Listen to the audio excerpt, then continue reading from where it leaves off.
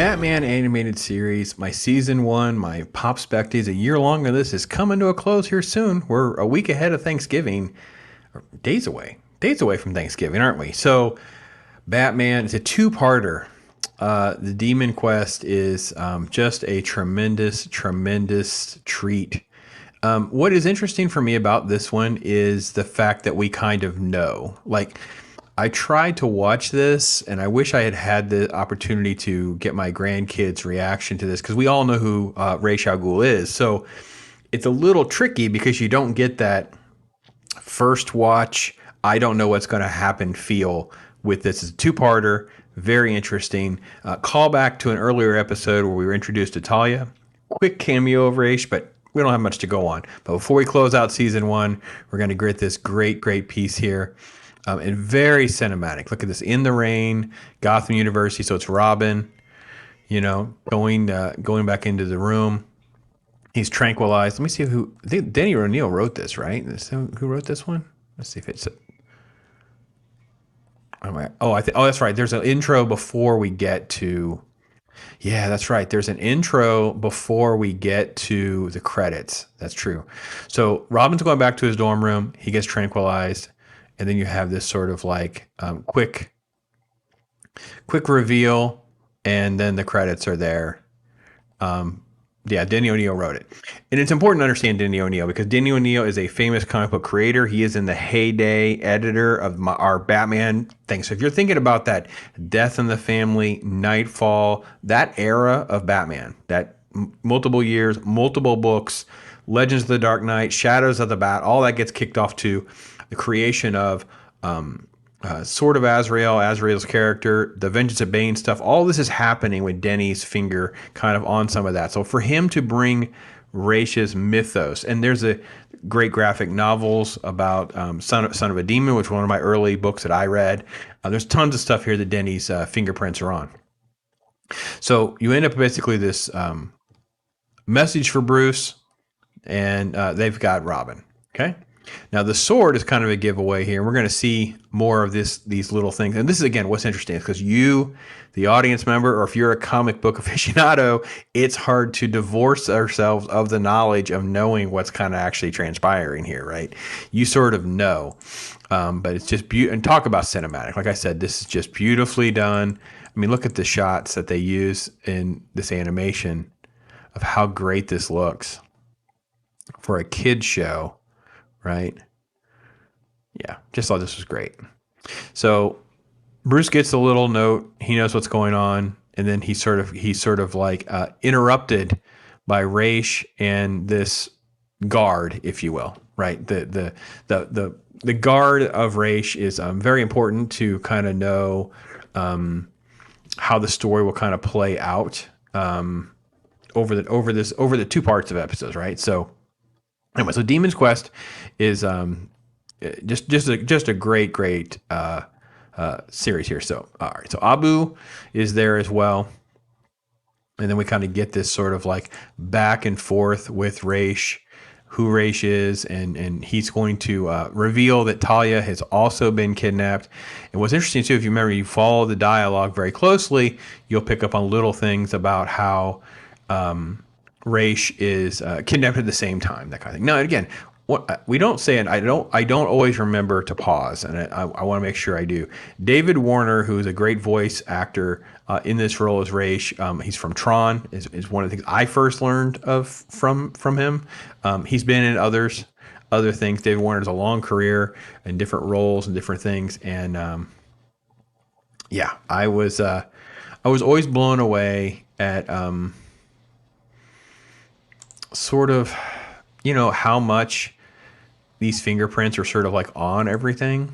And I realized how much David Warner had kind of been a part of my life. And, as a young kid, you don't know that, right? You don't know. You go back and you watch movies and you're like Time Bandits and even things like really good stuff. Like he had done stuff like going way back into into the 60s.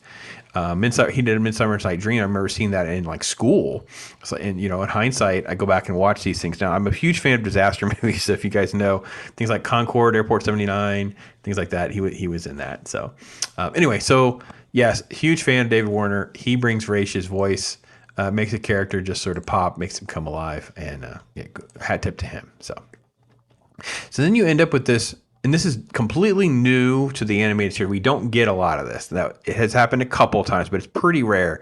We have sort of like this global adventure for Batman. Like he's just going to go and they're going to start traveling from point to point for different type of things in this journey and following clues. And at this point, Batman, it's all played up as though Batman knows where to go, and Ra's is there sort of like sometimes as a witness, sometimes as anyway. So they get jumped in the street, but again, Abu Ubu pulls Ra's to safety right before Batman starts questioning the guy. Next thing you know, okay, here's a little tip, go on to the next thing, right? And the next thing, Batman actually goes ahead and he's attacked quickly.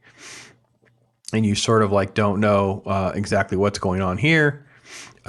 With the Panther, he uses the cape and like a little knockout gas, and it takes care of that. Next thing you know, we're back on now we got to follow those clues to go on a plane. So it's definitely kind of like boom, boom, boom, those kinds of things. I didn't know. Like I said, I would just love to have seen how all this kind of plays out for a kid who's never seen it. So Batman, he ends up jettisoning out of the airplane because it's attacked, and the plane is going to go down. There's an explosion, and Ra's and Abu Ubu are caught up in that as Batman lands safely. And then he gets to where Robin is, and it's just Robin. There's no Talia there. And when the mask is revealed, who steps forward? None other than Ra's himself. Ubu attacks, and then you see Talia. So, and Talia, look at how Talia's drawn. Talk about like knowing how self-aware they were about what we, the fans, wanted out of this person. Like this would be the level of person that Batman Bruce Wayne would have to have. You can't just have just anybody. It has to be someone, of this sort of magnificence, of not only just beauty, but also power and charisma and all that. Helen Slater does the voice. Again, from Supergirl, many other things. Obviously, we talked about her here on Talk Hard because we did City Slickers when we interviewed Ron Underwood. So yeah, there's so that's how it kind of sets up.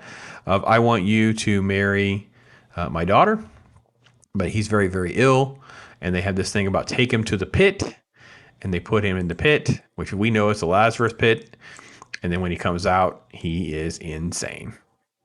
And then what he's doing is it ends on like the laughter, it ends on the hysterics. He's going to throw Talia in. He knocks Batman aside. So that's how the first half ends. Okay, so let me pause that part and switch to the other video. So I have it pulled up. We can walk through that as well. I would not have included this or thought of this as sort of like a best of type list. You know what I mean? It wouldn't have been something I would have kind of had at the top of my list. But in watching it, I thought about what a great introduction for Ra's. And I don't know how many people would be familiar with this character. So... And if there's any credit to the popularity of Ra's al Ghul and getting him to sort of like, be the main villain in Nolan and that kind of thing, this does deserve a lot more credit than we give it. So, all right. So Batman doesn't panic. He obviously uses a batarang and some rope, frees Talia real quickly, who basically just slaps him in the face, basically slaps him back into reality. So like he just kind of like comes right out of it. Probably one of the weaker elements of this mythology, the temporary insanity that can be resolved with a slap. It's probably not the most complicated or most interesting of elements in all of this. I wish there was something else that they could have thought about. The idea that there's a resurrecting pool and this dude's, 600 years old or whatever it is. So, and then you sort of end up with this whole, what do you mean you're not going to marry my daughter? And he's like, well, I'm not marrying your daughter, dude. I'm not doing it. You're going to make me. So, all right, well, if you're not with us, you're against us. And now you end up with just a Batman chase, fight scene situation and problem solving of the big villain's mastermind thing. They do get away. They don't know they got away. And this is them basically just this very complicated plan. I think that Robin knows how to fly a plane for a teenager. I'm like, interesting. It's a very environmentalist thing. It's humans are just not good for the environment. They're not taking care of the planet. They're not good. They're just not good humans. And I'm just like, well, how are you going to restart? I mean, I understand what Batman's argument is. Batman's argument is actually not as complicated as it could have been, because it could have just been more like, what, it was more like, why do you get to be the arbiter of the situation? It should have been judge, jury, and executioner. It could have been more like, well, how are you going to restart? There's just more humans are just going to be humans. Like, you can just be on this endless loop if you think that's going to be the problem, the solution to the problem. Anyway, Batman sneaks in and caught by Ubu, who does not realize who it is. And by the way, there's a great thing. If you're very new to Batman animated series or new to Batman, the fact that Raish calls him Detective, never calls him Batman, no calls him Bats, doesn't call him Bruce. He's allowed to keep the cowl on. It's like it's honor and respect, part of the ninja samurai dichotomy that's in this universe and things like that. I just always like that. I like the fact that this show is very consistent with doing those kinds of things.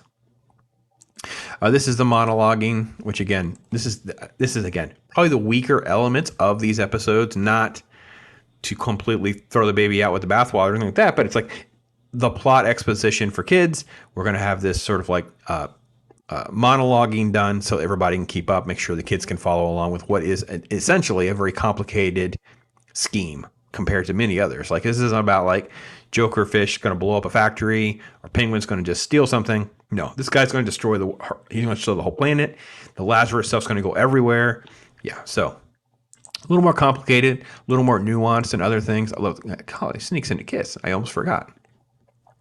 I like the fact that Raish, compared to many other villains, knows to strip him of the utility belt. That doesn't always happen. Excuse me, I know this is a little bit longer, but it's a two-parter, and it's so rich and so good. There's no way for me to do justice to this, but I wanted to hit some high points. Anyway, and that's kind of how it transpires. You end up with just a sequence of how Batman fights his way and schemes his way through. He has to overcome Ubu. He has to face off with a sword battle with Raish himself, who, of course, Batman being Batman, he's not going to play by the rules. What he does is he uses the sword not just against Raish, he uses it a way to destroy the machine. But then Raish is stuck. He's going to fall to his doom, and he basically chooses to go into the pit. At this point, the pit would be consuming him rather than just resurrecting him, and everything kind of goes up. Talia's lost her dad. So, they have a quick kiss, which I think is interesting that Batman still gives her like a little kiss goodbye from the old bats. Yeah, I don't know. I like that. Everything is ablaze. How will she respond is kind of where you left it. And then we have a quick little hand, right? You saw that, right? Raish is not gone. Raish can't be gone. We don't do this is the problem with the live action stuff. The live action never has the guts to put them in Arkham Asylum, leave them back out there. They have gotten away to perpetuate the Batman Rogue Gallery cycle. So anyway, folks, as we are coming close to the end, yes, I'm going to try to put together some conversations with folks about some of the better of, the worst of, some of those sort of retrospectives that you'll get through December as we wrap up. I only have 2 more episodes left. We'll get to that. But thanks for watching, everybody. Take care. Hope you have a great weekend. And I am Pops.